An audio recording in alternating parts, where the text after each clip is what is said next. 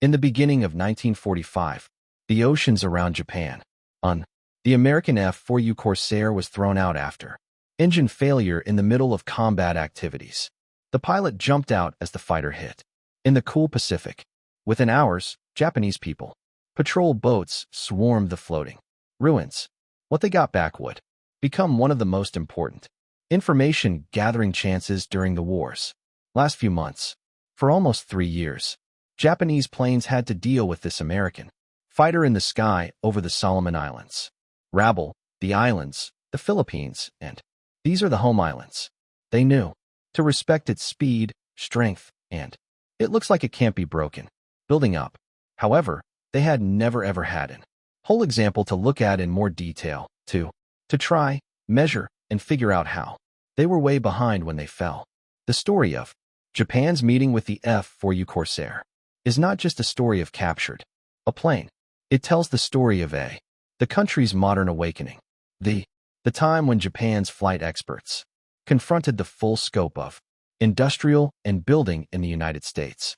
Of being better, this fighter was looked at and they would find out the truth about precision in production, materials, science, and the theory of design that broken their own ideas about themselves.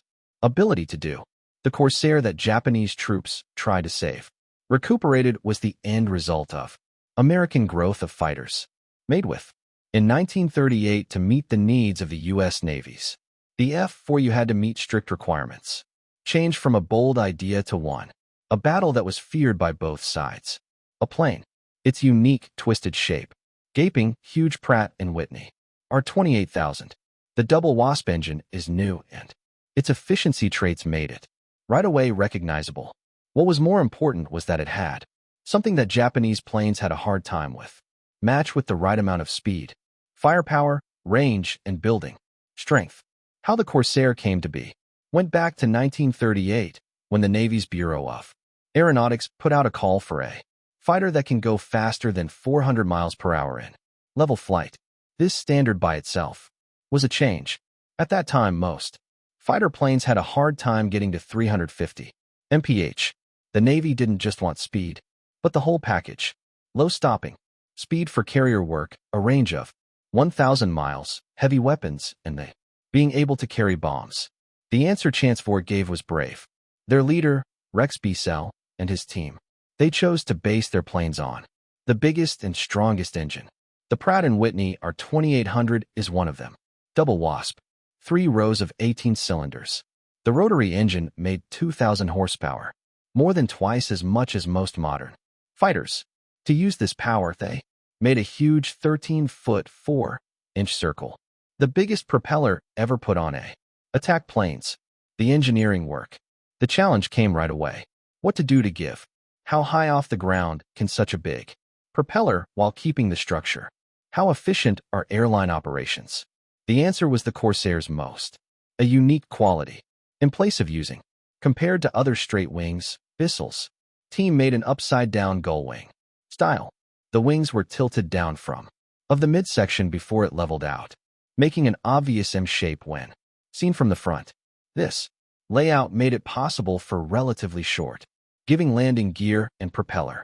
Okay then, the angle of the anhedral where the wing met the body also made ideal conditions for aerodynamics, lessening the drag. The first model, XF4U1, was flown by Lyman on May 29, 1940. VA's chief test pilot from 1969 to 1973, Abelard Jr.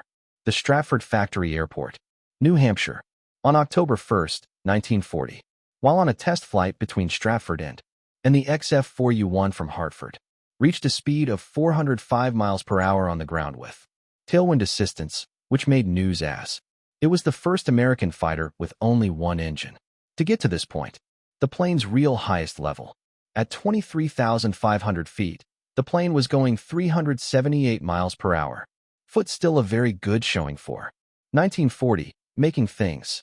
F4U1 Corsair started getting to operating units. In late 1942, the 5MF-124 Marine Fighter Squadron received the first aeroplanes ready for battle, sending troops to Henderson Field, Guadalcanal on February 12, 1943. The Corsair's first battle showed. Not suspicious. What happened on February 14th, 1943, during. It was called St. Valentine's Day. Killings. The Corsair suffered a terrible first engagement. 9. American planes were lost, including. There are 2 Corsairs, several P-38 Lightnings, P-40 Warhawks and bombs. Japan's defenses only lost 1 battle. Not a fighter. The loss rate of 9:1 in. Japan's side was so strong that bombing operations to Bougainville during the day were put on hold while tactical evaluation again. The fact that this exchange showed better technology by itself couldn't promise victory. Tricks, experience, and proper placement were both important. U.S. pilots quickly learned how to do it. They found out what the Corsair did well, not in dog fights, but in what turned into. It's called boom and zoom techniques. The Corsair was not able to turn a zero in moves at a slow speed, but it could jump, climb, and run faster than anyone else. Japanese soldier. The right strategy meant keeping the same speed and height advantage by falling on enemy planes, firing, and using faster speeds to get out of the way before the enemy could. Answer. Second, the left renter Kenneth A. Walsh of VMF 124. May. He became the first Corsair ace. 13th, 1943, getting good at these strategies and, in the end, they won 21 times. As the war went on in 1943 and 1944, the Corsair became better known. There are Marine units in the Solomon Islands. Flying from coral that was built quickly, airfields took advantage of the planes. Roughness in a devastating way. The Corsair proved that it could take in damage from battle that would have Japanese fighters that are lighter. It has 650. The 4 Browning machine guns were all inboard guns that can each hold 400 rounds, and the 2 guns on the outside carrying 375 rounds each, for a total of 2,350 rounds. Offered a lot of firepower. Later versions, like the F4U1C, took the place of the machine guns with 4 20mm guns, even though many pilots liked the dependability and the amount of ammo that the guns that are 50 caliber. The Corsairs' versatility went beyond air combat. By mid-1944, Corsairs regularly carried external ordnance, 1,000 pounds bombs on center line and wing racks, 5 inches high, velocity aircraft rockets, or napalm canisters. This fighter bomber, its abilities made the Corsair very useful for close air support during landing. Doing things. As part of the Okinawa battle in 1945, Corsairs flew tens of thousands of ground attack missions, which is how the nickname, the Angels of Okinawa, are thankful. Infantrymen. What the Japanese pilots saw in the Corsair story wasn't just about battle. Story. Through the window of a Zero or another Japanese plane, a pilot saw in another player that was faster, stronger, and more durable.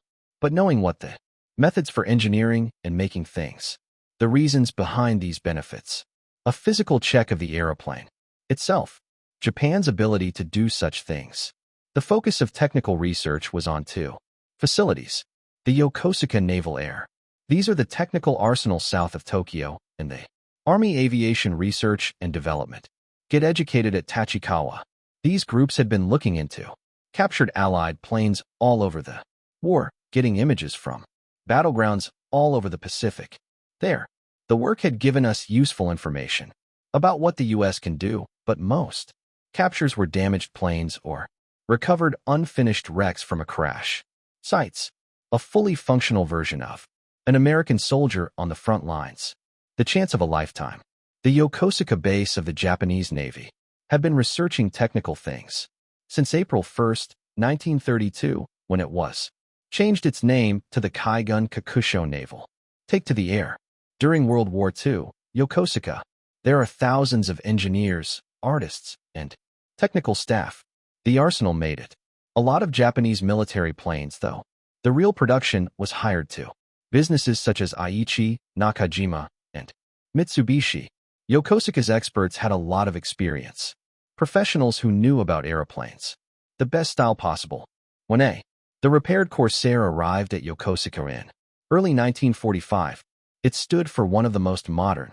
American soldiers still got better in mostly undamaged state. The airplane had water damage when it had to land, but the construction stayed strong. Help with recovery had tried to keep the ship from sinking completely, and the attacker was taken to Yokosuka's safe place for technology. Looking at the first evaluation was mostly about overall trouble. Despite being submerged in salt water, a lot of the Corsair was still together. A very large Pratt and Whitney engine would need to be completely taken apart and cleaning, but the construction of the airframe did not do any damage in battle. It was important. Earlier Allied planes, there were often badly damaged pictures, tools, which makes it hard to separate design traits from battle harm. Experts from Japan started with organized taking pictures and measuring. Every aspect was written down. Length of wings of 40 feet 11.7 inches. Length of 34 feet 4 inches. In 15 feet tall with wings spread out, or 16 feet 2 inches when the wings were folded. For storage on carriers. The gull on its back. Wing layout drew right away. Pay attention. Japanese artists got it. How the aerodynamics and structure. There are pros to this style, but they also acknowledged how difficult it was to make. Putting together the complex curves and keeping the exact angles needed. Advanced tools and high quality. More power than what most Japanese. At this level, factories could safely do it. Part of the war. Taking the test. Shown something that particularly, the technical team was shocked. Even so, because the Corsair is so powerful, of the outside of its wings were covered with cloth instead of metal. After the main wing spar and weapons bays, both the top and bottom sides, covering of cloth, just like the control surface areas, elevators, ailerons, and steer. Japanese experts in flying. At first, this seemed strange. By 1944, 1937 to 1945, most fights today use all metal. Building up, a closer look revealed a sophisticated truth. The cloth. It was planned that the roof would be there. From the plane's 1938 to 1940, the time of growth, it cut down on weight, where there were few structural loads, keeping aluminium for important load-bearing. Various parts. The fabric was made just for treated material that, when used provided enough strength and keeping out the weather and weighing quite a bit less than metal peeling. This showed a mature knowledge of allocating resources for the best. The performance. Taking apart the wing structure showed how the building was done, that the technical staff found both. It's both amazing and scary. The main wing spar, the most important part of the structure, transporting flight loads, was a huge making of the highest quality. American metalworking had made forgings made of aluminium metal that are strong. Features of Japanese buildings had a hard time matching the spars, sizes, and weight-bearing ability. More than anything in similar Japanese fighters, just this one part showed a basic difference. American businesses could make big, complicated forgings with steady, very good, even though Japanese companies depended more and more on built-up buildings put together from smaller part of the wing, the internal. The structure showed similar, with sophistication. Metal sheets with ribs stamped into them showed stunning accuracy and regularity. Each rib was almost exactly the same as the next, showing how the products are made, with strict control over quality, making Japanese airplanes more and more trouble with stability. As the war went on with individual planes with differences in component, very good, the focus shifted to the Corsair's placement of weapons. 6. A&M machine guns with a 250 caliber barrel placed in the wings stood for powerful weapons. The setting up was small, dependable, and made for simple to maintain. What gave Japanese judges a shock was not just the weapons, but also the tools being complete. Feed and ammunition boxes, systems, the release of spent cartridges, and all of the power systems were designed to get along and work well together. The guns, they were perfect examples of accuracy, making things. United States law. Production had reached a level of dependability, levels that Japanese business admired. The Browning M2 machine gun was a fully grown gun, style that has been improved over decades of the creation and production of the millions of times with amazing consistency. Japanese techs looking at these manufacturing guns that are recognized techniques and standards for quality there. Their own companies couldn't always accomplish. Coming across 150 pounds of. The cockpit is protected by an armor plate and a 1.5-inch thick glass panel that can stop bullets. Behind the windscreen, made stronger. First thoughts on American-style ideas about. Japanese forces had mostly given up defense with heavy armor in favor of less heavy and better, being able to turn. It looked like the Zero's early success was. Check this method out. But as an American, people who fought got stronger and better armed. The lack of safety became killing. What the Corsair showed was the right tech could include strong defensive armor without giving up performance, made possible because of the R2800's huge power engine. The engine in question was the test for technical issues. This is the Pratt & Whitney R28000. Double WASP stood for American Aero when engine development was at its best. 18 cylinders set up in 2 rows of 9, pushing 2,800 cubs in and making more than 2,000 horsepower. This machine was a work of art. Engineering with machines. From Japan, engineers had seen this engine before in captured planes, but never were they to have an example in not too bad of shape for thorough an analysis. How the engine was built revealed manufacturing skills that it almost didn't make sense. Cylinders were carefully made with tolerances that are measured in thousandths of an inch.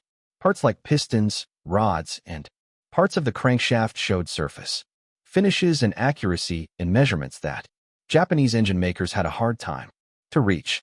The supercharger has 2 stages. System that is meant to keep power at high elevations, included complex internal passages, and it fit perfectly. Rotating components. Japanese attempts to develop comparable supercharger systems had largely failed due to manufacturing limitations. Perhaps most impressive was the engine's reliability and power output. American radial engines routinely produced their rated horsepower for hundreds of hours. Between overhauls, Japanese engines, even new examples, often failed to achieve their theoretical power ratings and required frequent maintenance.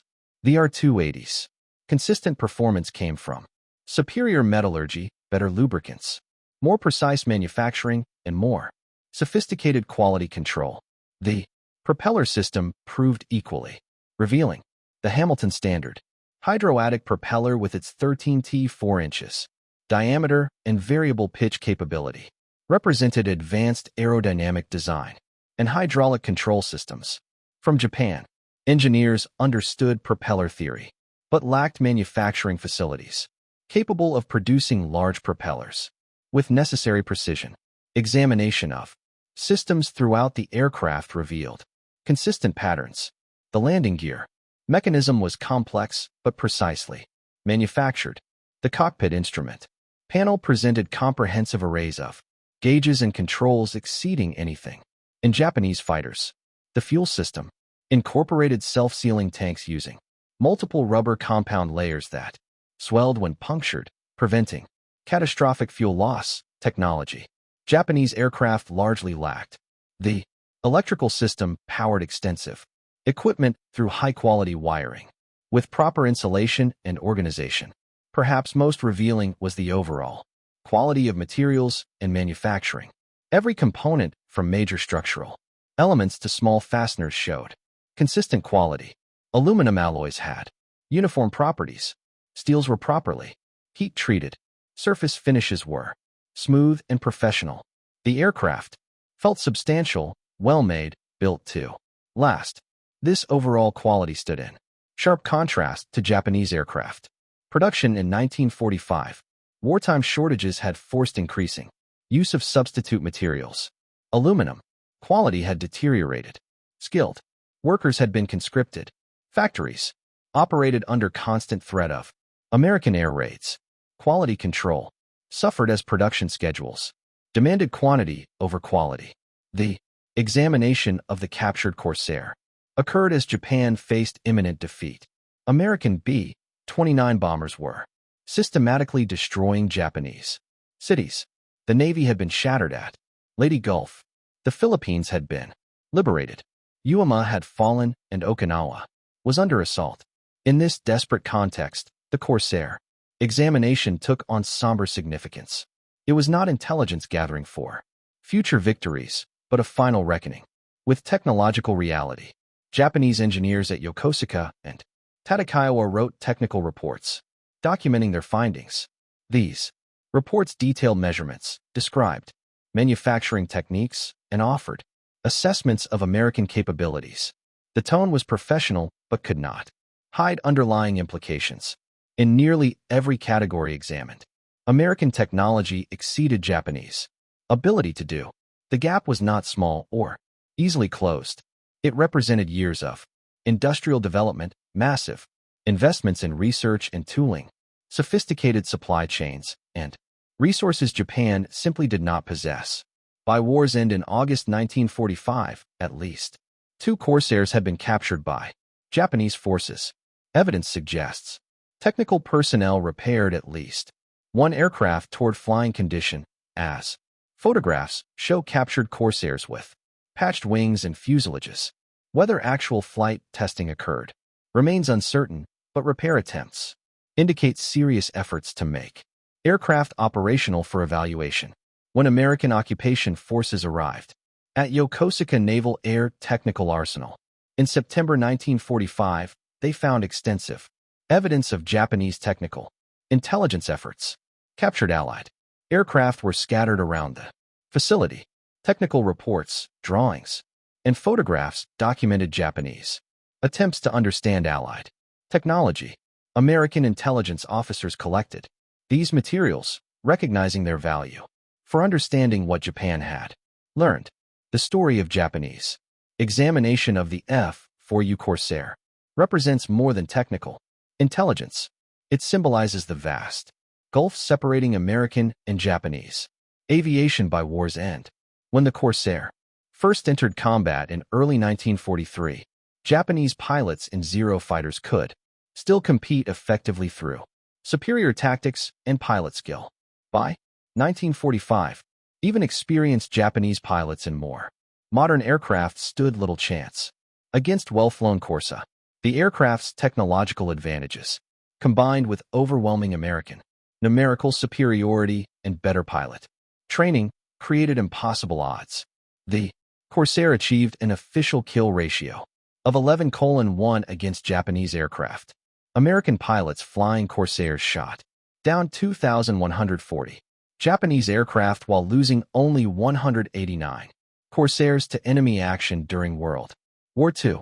These numbers reflected not just the Corsair's technological superiority, but the entire American war machine's advantages: better training, superior logistics, overwhelming production capacity, and advanced technology at every level.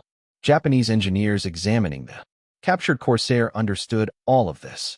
They could measure the performance gap, analyze the manufacturing differences, and calculate the resource disparities.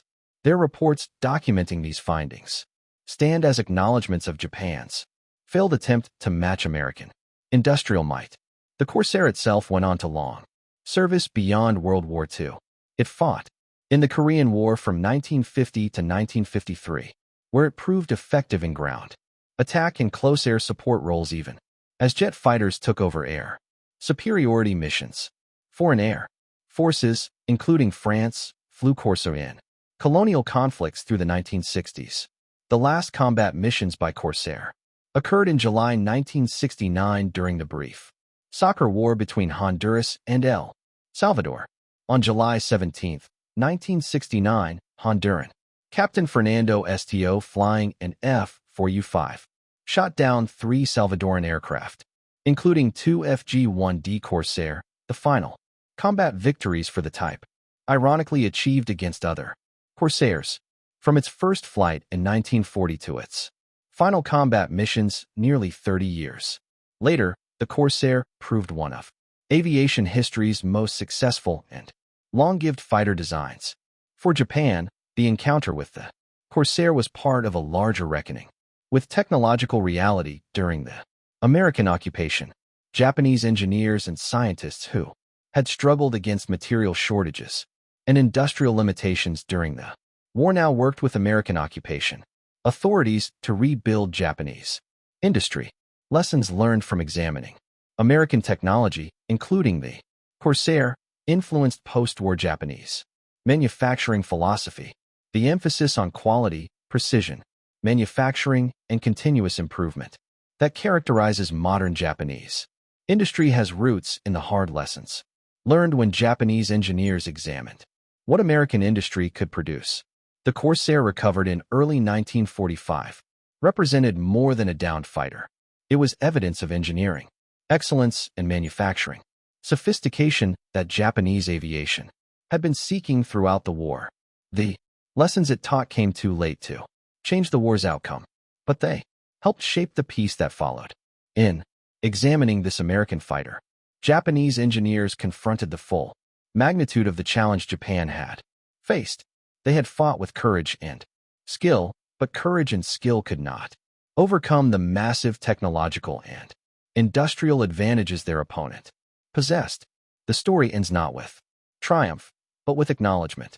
Japanese technical reports on the Corsair, discovered by American occupation forces and now resting in archives, serve as silent witnesses to a moment when one nation's engineers confronted another nation's ability to do. The Corsair they examined has long since vanished, likely scrapped during the chaotic post-war period. But its legacy remains in the lessons it taught about what technology properly applied with adequate resources and sophisticated manufacturing could achieve. Japanese aviation would rise again in the post-war era, but never again would Japanese engineers underestimate what their American counterparts could accomplish when given the industrial capacity, scientific knowledge, and resources to fully realize their designs. The examination of the F4U Corsair by Japanese technical personnel in 1945 stands as a watershed moment, the point when Japan's aviation establishment fully grasped the technological chasm that had opened during the war years. It was a lesson written not in propaganda or combat reports, but in aluminum, alloys, precision forgings, and manufacturing tolerances that spoke louder than any words could about the true nature of American industrial power.